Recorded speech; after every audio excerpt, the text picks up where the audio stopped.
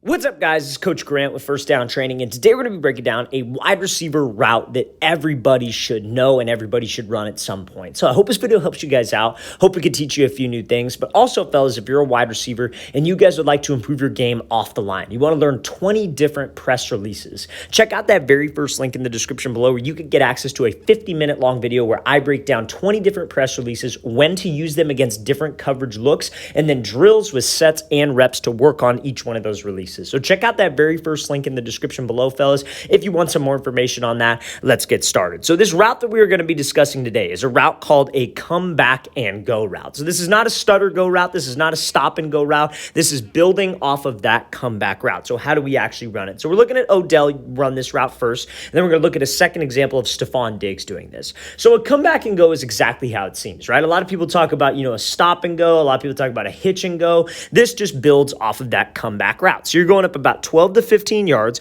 breaking on a 45, and then pushing back up vertical. So it's very, very important that we sell that 45-degree angle to try to get this DB to crash and bite on this move. So when Odell's bursting up here, when we run a comeback route, normally I like on this route specifically that we snap with my inside foot. Now, when I'm running a legitimate comeback route, I'm not a big believer in it needs to be always on the inside foot. Now, here's my philosophy on it. I think this is most people's philosophy, is if that it's like zone coverage off man, you're running the route off of steps, right? Like you're going to be breaking off of your fourth inside step most likely. So you're probably going to be breaking off of your inside foot. That is going to be the foot that you're snapping down on. Now, if it's man coverage, you have to get off a press. It's more of like a landmark thing. Like you're having to break at 15. So if you're getting to 15 and you're fighting off a jam and you break with the outside foot and you snap down, that's totally fine as long as you get to the landmark and we're out of the break fast. But on this double move here, I personally would like you to be off of the inside foot. So now we're trying to make it look like a comeback, right? So he snaps down. Now, the main thing about a comeback is that it's a 45-degree angle break. We have to sell to this DB that I am getting out of a break at 45-degree angles. So after I snap down, I use my trigger step. They call it a trigger step because that's what triggers the hip drop. And when you got a DB who's running man-to-man with you right on your hip, that hip drop, that level change decelerates you, and that's what will decelerate the DB. But now, a lot of times you see it, guys won't sell a double move enough. They'll break down, they won't actually sell, and DB's able to play this thing because he can fish it out. He can understand when you're not actually running the first move. So the second step on a come back and go is the most important because that is what will sell this route with your hips. You have to pivot your second step. So you're running this route full speed, trying to make it look like a comeback. We snap, and then we pivot because now when I pivot, that actually turns my hips.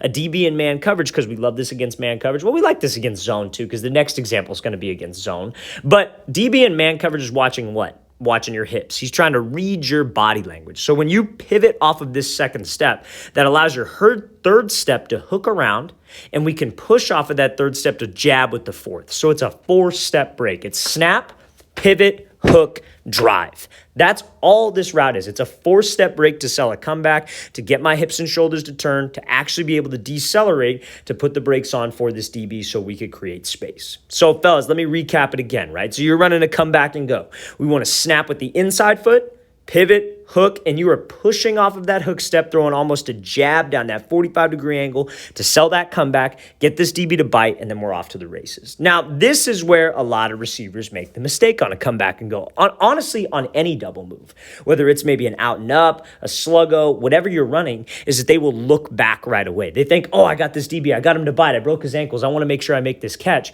And then they look back too early to the quarterback for the ball. When you guys look back too early, what's that going to do? It's going to slow you down. Because naturally when you turn your head and you look back for the ball, that raises your pad level and it stops your feet. You need to keep your head down. I got separation with this double move because I sold it correctly, but now I need to keep separation. I need to keep my head down. I need to pump my arms so I could increase the gap between me and this DB, and that quarterback can give me a good shot. We don't make this play if we start to slow down, because when we slow down, DB's got time to recover, and that ball might be thrown over my head too far as the quarterback's expecting me to accelerate.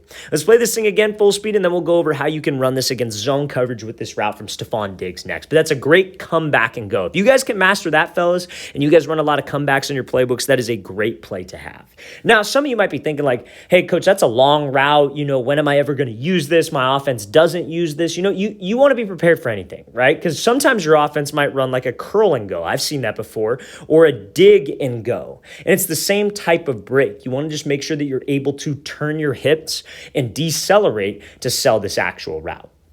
Now, again, most of the time this is used off of like play action, right? Like, you guys have maybe been running play action. Like the quarterback will do, like, let's say the quarterback's here, running back's here. He'll do a play action, boot out, and then throw a comeback. And then maybe he does this play action, but he sets up, you run the comeback and go, and then we hit you over the top. So it's just one of those things that can build, but builds off of the comeback, obviously.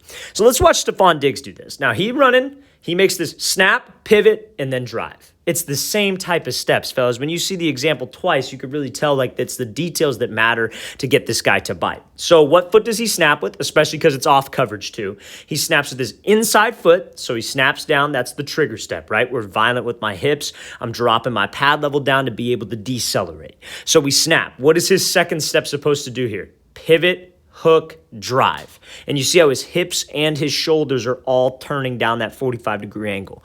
DB is reading body language, and when my body language commits, that can get us some separation. And you see, keeps his head down, pumps his arms. He's able to accelerate. Now, quarterback just straight up overthrows this one. I don't think anybody's getting that. That wasn't because Diggs maybe looked back too early. But that can happen because you look back too early. So just make sure we keep that head down. But again, fellas, this can build off of a lot of different routes. Now, you see Diggs, he also kind of slows down, I would say, on the outside foot here. He kind of almost does like that extra step that we were talking about, right? Like I like snapping down on the inside foot on this, but it almost looks like he starts the break with his outside foot. And again, like I said, if it's against man coverage, that's totally fine. It's just one extra step. So if you were to go with the outside foot here and you were to drop, you would just go snap, drop, pivot, hook, drive. So it would just be one extra step to slow you down. I just don't want extra steps on you selling it because that can throw off the timing with the QB. Like, let's say, for example, you snapped, like, let's say we broke on the inside foot here, then you pivot, hook there, and let's say you took 2 more steps to sell the comeback.